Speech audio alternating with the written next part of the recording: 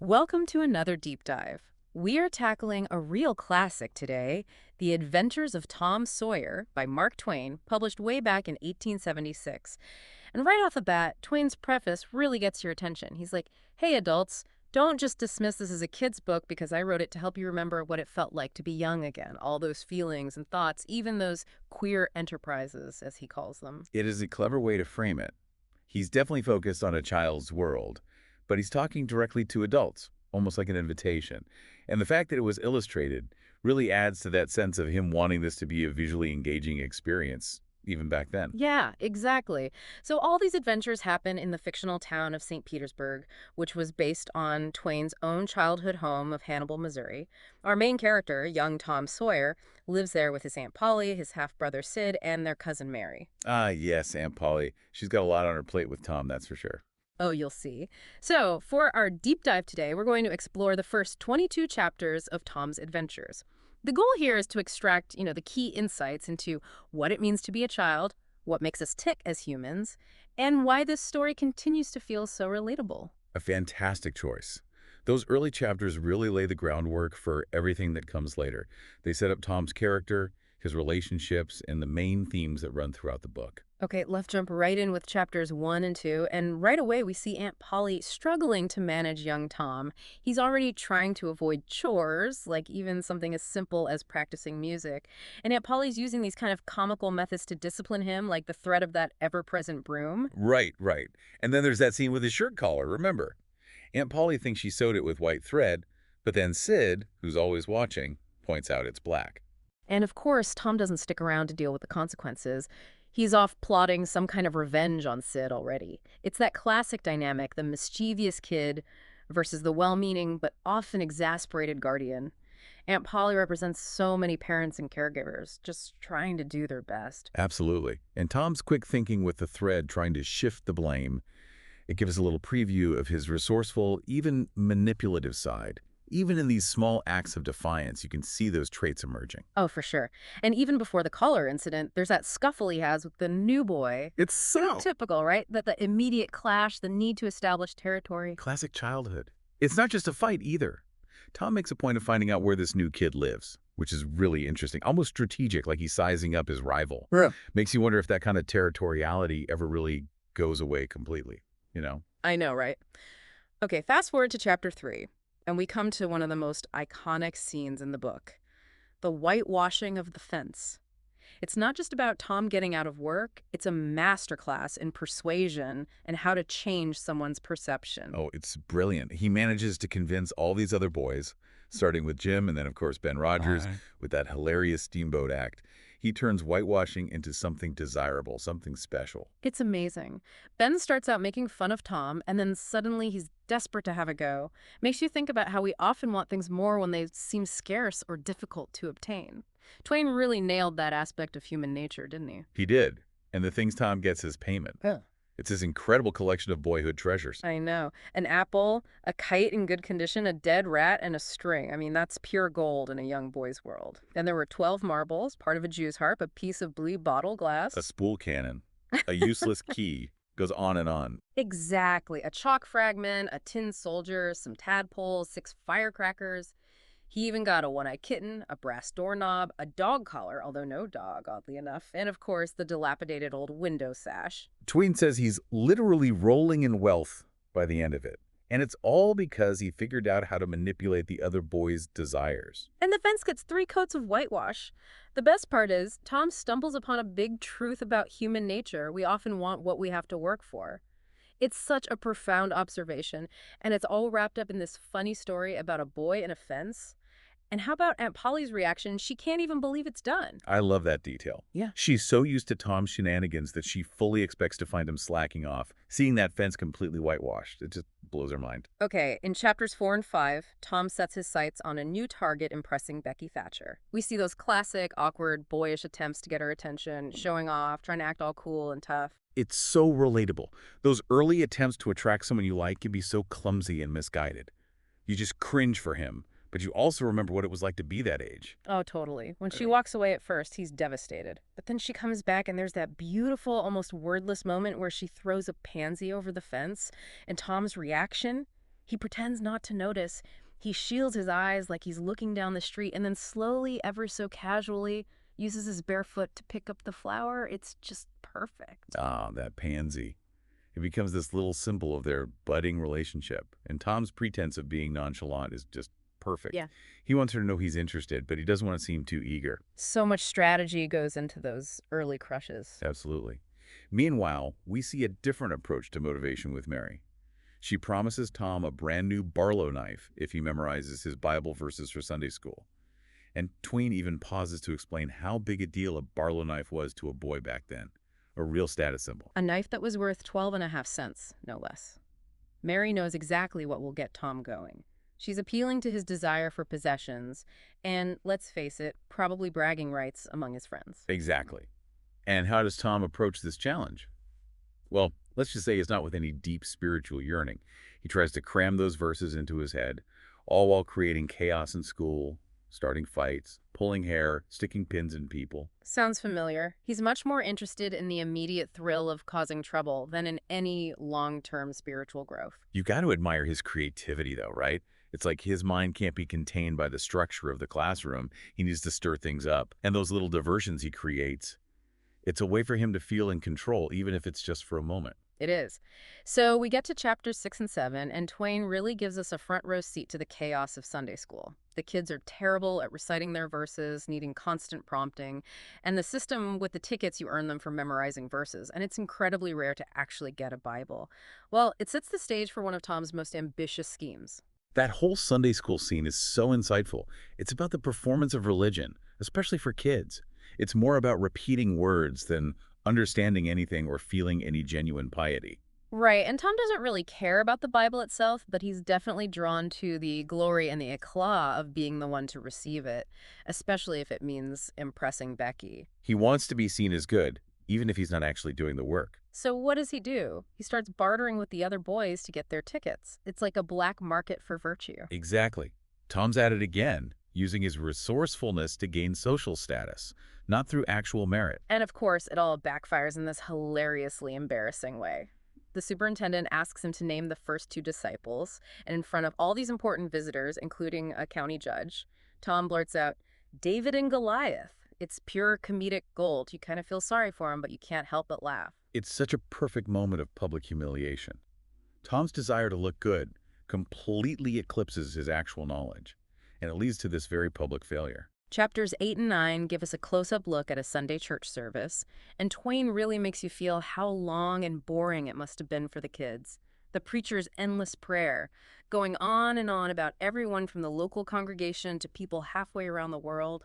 It's almost painful to read, but also hilarious in a way. It perfectly captures that feeling of being trapped in a situation that's designed for adults, where the kids are just expected to sit still and be quiet. It's a total mismatch of perspectives. Twain's description of the prayer is satire at its best. And then we get to Tom's coping mechanisms. First, there's his fascination with a fly, and then things get really interesting with the pinch bug, that big black beetle he smuggles into church in a percussion cap box. I swear, I used to do similar things to entertain myself during long, boring sermons as a kid. I can totally relate. Those little distractions become so important when you're trying to survive a long service. The pinch bug is just brilliant. It introduces this element of unexpected chaos into this very formal setting. And then it gets loose and ends up biting a poodle on the nose. It's pure slapstick comedy. The whole congregation is trying not to laugh out loud while this dog is yelping and running around. It's that classic human reaction, finding humor in the most inappropriate moments. Like a pressure valve releasing. Hmm. That little bit of chaos brings everyone together, even if it's just through shared, suppressed laughter. So chapters 10 through 12 show us Tom trying to get out of school by pretending to be sick. Sid sees right through it, of course. But it's during Tom's supposed illness that we really get to know Huckleberry Finn. Twain emphasizes Huck's outsider status and why the respectable boys envied him so much. He was completely free from society's rules. Huck is the opposite of everything Tom's supposed to be.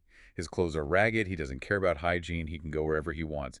He even swears. Right, and all of that is incredibly appealing to the rebellious side of Tom's nature, and I'm sure to a lot of the other boys who feel stifled by all the rules. Huck represents a kind of freedom that they all crave deep down. Absolutely. He's like the embodiment of pure, unadulterated freedom. And then there's that conversation about wart cures. Tom and Huck discuss everything from barleycorn and spunk water to using a dead cat and waiting for devils to carry away a corpse at midnight. So much superstition. I know, but it's also a glimpse into the folklore of their time and how seriously kids took those beliefs. And the fact that they discuss the timing of these rituals in relation to the Sabbath, that's really insightful. It shows they're aware of certain boundaries, even within their superstitious world. It shows they understand there are limits, even when it comes to magic. And naturally, they decide to try the dead cat cure that very night. Tom, of course, expresses his usual worry about what Aunt Polly will say if she finds out. You can always count on Tom to worry about getting caught, even when he's planning something exciting. It's part of his charm. In chapters 13 through 15, Tom's attention is back on Becky at school.